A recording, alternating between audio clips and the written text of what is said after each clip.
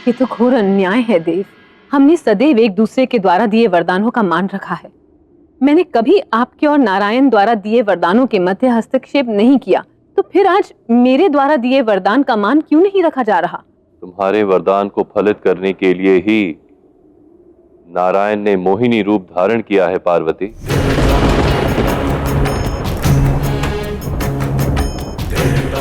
अंध को दिए अपने वरदान का स्मरण करो। मैं सहर्ष तुम्हारी कामना पूर्ण करती, तुम्हारी जाति को अमृत मिले, ऐसा मेरा आशीर्वाद है।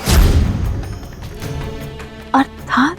हाँ पार्वती, अंध की नकारात्मकता का कारण उसकी आसुरी प्रकृति है, किंतु सत्य तो ये कि वो एक शिवांश जो उसे देव बनाता है, और तुम्हारे वरदान के अनुसार अमृत उसे ही प्राप्त होना चाहिए जो देव। इसीलिए नारायण ने मोहिनी रूप धारण किया है। मेरे वरदान की लाज तो रख ली जाएगी देव, परंतु अंधक के मन में ये भाव घर कर गया है कि उसकी माता ने उसके साथ विश्वासघात किया, और ये घटनाक्रम तो उसे मुझसे और भी दूर ले जाएगा। अंधक ने माता की भावनाओं का प्रयोग अमृत अर्जन के लिए किया, जो कि संपूर्णतः अनुचित था। अंधक को अब ये ज्ञात होगा कि जब महाकाली वरदान देती है तो काल स्वयं ये निश्चित करता है कि वो अमृत रूपी वरदान उसे प्राप्त हो जो उसके योग्य है।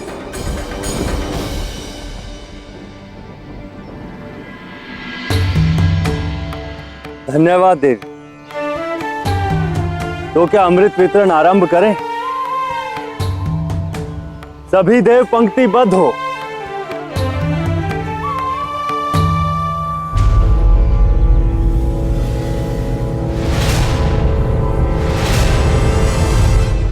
मुझे आचार्य को सूचित करने जाना चाहिए,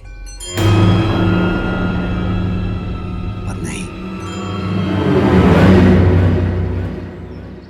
यदि मैं आचार्य को सूचित करने गया तो संभव है कि ये सारे देवतागण इस अमृत का पान कर लेंगे, और ये भी संभव है कि यहाँ पर कोई संग्राम छिड़ जाए। परंतु ना ही मुझे इस विवाद में कोई रुचि है और ना ही इसमें मेरा कोई लाभ। मेरी रुचि तो केवल अमृत पान में है।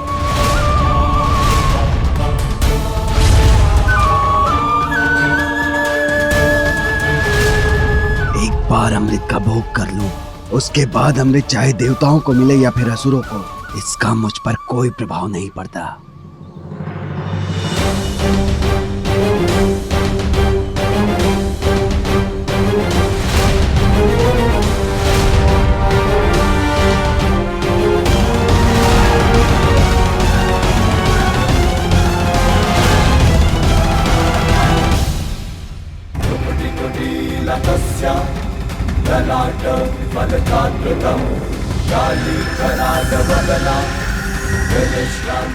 एक विचित्र दिव्य सी अनुभूति का अनुभव हो रहा है मुझे।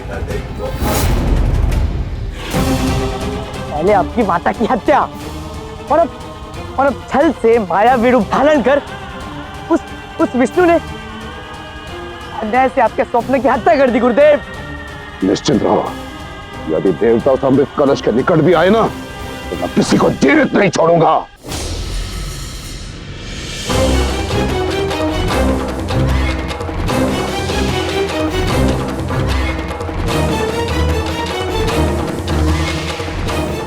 धन्यवाद गुरुदेव कि आपने मुझे यहाँ इन धूर्त देवगण पर दृष्टि रखने भेजा।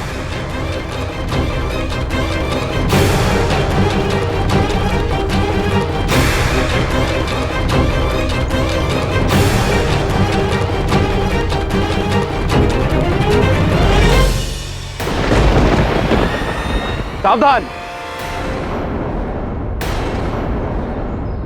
ये देव नहीं, ये तो कोई मायावी है।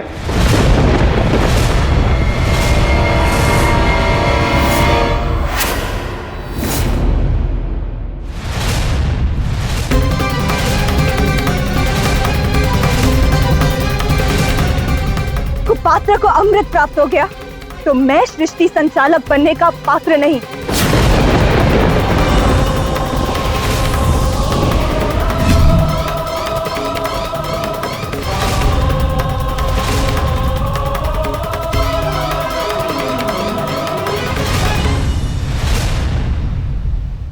सुरभानु, तुम्हें अपने द्वारा किए गए इस छल का मूल्य चुकाना ही होगा।